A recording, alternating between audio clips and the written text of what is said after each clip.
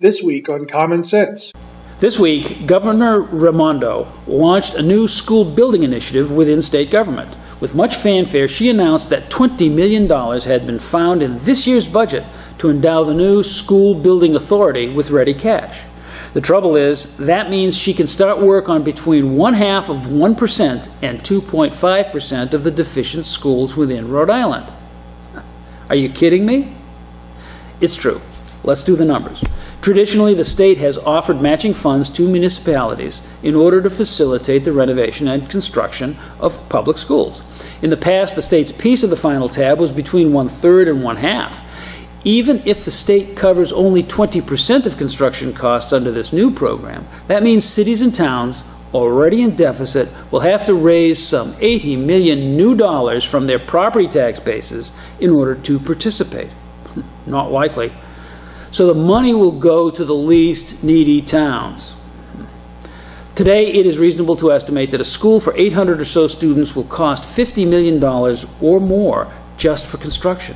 That means the new program can assist 2 such projects this year, and there's no guarantee of more funding for it next year.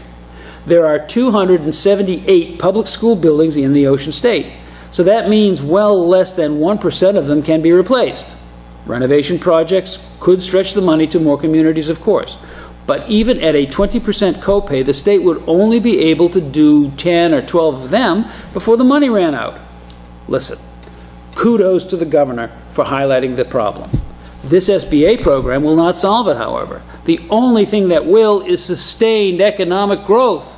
And the only thing that will bring that kind of prosperity back to Rhode Island is making the government step away from its adopted role of micromanaging the economy and leaving that to the folks with real skin in the game, the private sector.